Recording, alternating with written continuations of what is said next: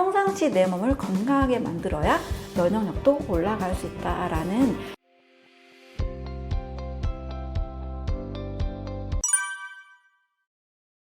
우리 몸 안에 들어오는 이제 이물질은 쉽게 보이지 않지만 늘 우리가 있다라고 느끼는 세균, 바이러스, 그리고 곰팡이, 그리고 음식을 통해서 섭취하는 여러 첨가물들이 있습니다.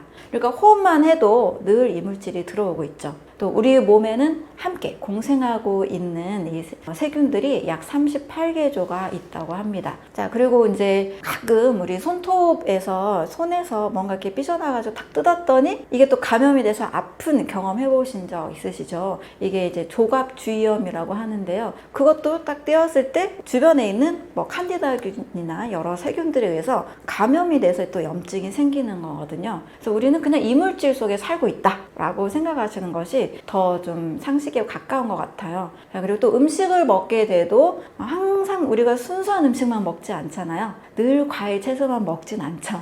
그래서 첨가물, 여러 이제 양념으로 또 요리한 음식도 먹게 되고, 또 편의점이나 마트에서 다양한 뭐 삼각김밥이나 샌드위치만 사 먹어도 한 30종, 40종의 첨가물이 같이 들어 있습니다. 그래서 늘 우리는 이제 이물질이 늘 들어오고 있는 상태에서 살고 있죠. 근데 우리 몸은 이렇게 이물질이 들어온다고 가만히 있는 것이 아니라 그 방어하는 힘이 어마어마합니다. 우리 몸은 방어를 해야만 생존할 수 있기 때문에 그 방어하는 시스템이 여러 가지가 있죠. 쉽게 말하면 이 피부도 방어막이 되는 거죠. 그래서 피부 장벽이 약하면, 피부가 얇아지면 쉽게 감염이 된다, 이런 얘기도 들어보셨을 겁니다. 그리고 호흡을 할 때도 숨을 마시면 코에 또 코털이 있잖아요. 콧물이 나오고 또 코딱지가 생기는 것도 다 우리 몸에서 방어하는 기전들인 거죠. 우리 기관지에도 수많은 기관지 섬모들이 있어서 늘 큰 이물질로부터 우리 몸을 지켜낼 수 있게 도와주는 겁니다. 자, 그리고 우리 몸에는 약 500개에서 600개의 림프절도 있는데요. 이곳에서 바로 면역세포가 성숙하고 또 면역세포가 처리되기도 하는 어마어마한 이 몸을 방어하는 힘을 가지고 있죠. 그래서 이런 이물질로부터 방어하는 외부 기관도 있고 피부도 있고 또 몸속 여러 이제 단계들이 있는데, 그 중에 면역에 대해서 좀 자세히 말씀을 드리면, 이 면역은 크게 두 가지 면역이 있습니다. 선천 면역과 후천 면역, 뭐 1차 면역, 2차 면역 이렇게 이야기하기도 하는데요. 선천 면역에서 담당하는 이 면역 세포들과 후천 면역에서 담당하는 면역 세포들이 나뉘게 됩니다. 이 선천 면역이라는 것은 1차 면역을 했기 때문에 먼저 가장 최전방에서 활동하는 면역 세포들입니다. 그래서 이 면역 세포들은 뭐 대식 세포도 있고요, 호중구도 있고, NK세포가 이 선천 면역에 담당하고 있는 면역 세포입니다. 그래서 이물질이 들어오면 일단 세균 바이러스들을 먼저 잡아먹기도 하고, 또 공격 무기들이 있어요. 그게 바로 뭐 사이토카인이다, 뭐 케모카인이다 하는 좀 어려운 말들이지만, 우리 몸에서 이렇게 세포 바이러스들을 처리하는 무기, 군인으로 치면 총, 뭐 미사일, 이런 무기들을 우리 몸에서 다 만들어냅니다. 그리고 뭐 NK세포 같은 경우는 암세포를 직접 공격하기도 하고, 뭐 암세포에 구멍을 뚫는 뭐 퍼포린이라는 물질, 또 그린자임이라는 이런 물질을 통해서 우리 몸을 방어해 주고 있습니다. 자, 그런데 우리가 바이러스에 대해서 많은 이제 경험을 해보게 됐잖아요. 이 바이러스는 직접 공격하는 게 아니라 바로 항체라는 것이 필요합니다. 늘 바이러스의 모양은 바뀝니다. 감기 바이러스도 변이가 굉장히 많이 일어나죠. 이 바이러스를 정확하게 잡는 공격 무기가 바로 항체입니다. 근데 이 항체는 하루아침에 생기는 게 아니라 일단은 선천 면역에서 담당을 한 다음에 그래도 처리가 안 되네 이럴 때 우리 몸은 약 5일에서 7일 후에 후천 면역, 2차 면역이 생기게 됩니다. 그래서 먼저 공격팀에 가담했던 대식세포가 원인이 된 물질을 파악해서 이거에 대한 정보를 전달을 해줍니다.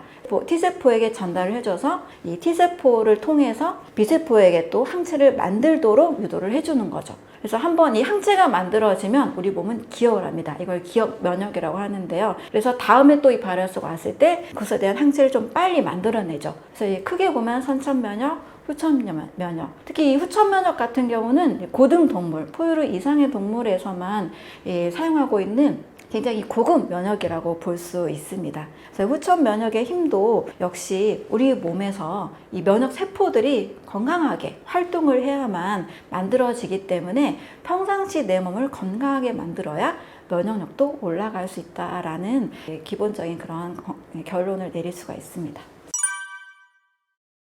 선천면역과 후천면역은 일단 몸의 건강 상태에 따라서 두 가지 면역 시스템은 같이 결정이 됩니다. 어떤 사람은 선천이 좋고 후천이 안 좋고 이런 개념이 아니라 건강 상태가 좋으면 선천, 후천 둘 다 좋고 건강 상태가 나쁘면 선천면역, 후천면역 두 가지 다 나쁘다라고 볼 수 있습니다. 그래서 기저질환이 있을 때는 두 가지의 면역력이 사실 같이 떨어지게 되는 거죠. 그래서 선천면역은 우리를 지켜주는 경찰이나 군인 여러 직업들 중에 내가 즉각 부를 수 있는 사람들은 군인이 아니라 경찰이잖아요. 그래서 선천면역에 해당하는 우리 몸의 그 세포들은 마치 경찰과 같은 그런 역할들이고요. 후천면역은 좀 시간이 지난 다음에 항체까지 만들어야 되는 시간이 걸리기 때문에 우리나라에서 아주 큰 어떤 특별한 상황 또 국가 간의 전쟁일 때는 군인들이 그 역할을 해주게 되죠.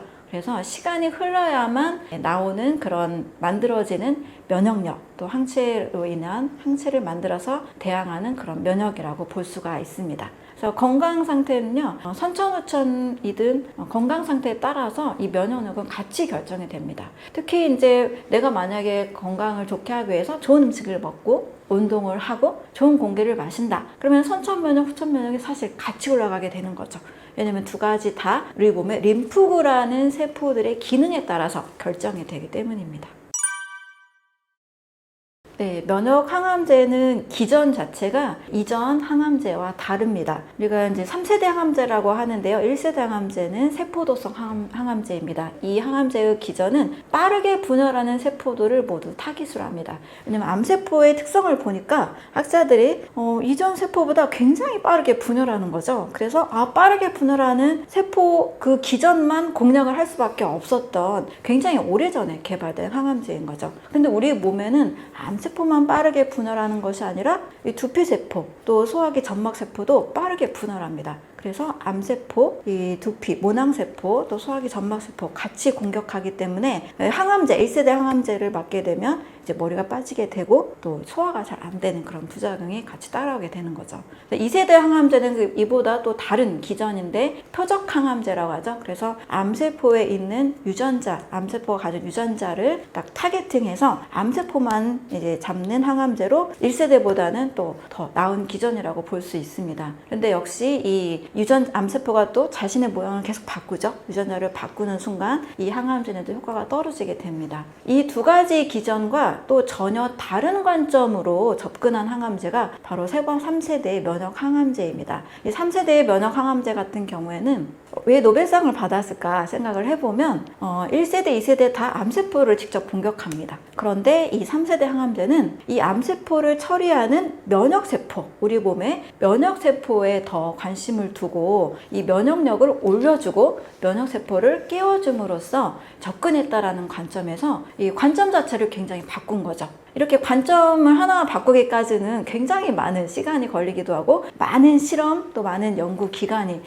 연구비가 또 소요되기도 하는데요. 이 관점의 전환에서 이 노벨상을 받지 않았을까 생각을 합니다. 그래서 이 3세대 항암제 같은 경우는 암세포를 직접 공격하지 않아요. 암세포가 이제 면역 관문이라는 걸 통해서 자신의 모습을 이렇게 속여서 암세포가 아닌 척하고 다가옵니다. 마치 양의 탈을 쓴 늑대라고 생각하시면 돼요. 우리 몸에서는 T세포가 면역력, 이제 암 환자들은 면역력이 전반적으로 떨어져 있고 면역세포도 그 힘이 떨어져 있는 상태이기 때문에 양의 탈을 쓰고 온 늑대를 알아보지 못하는 거죠. 양의 탈을 썼으니 뭔가 좀 티가 나잖아요.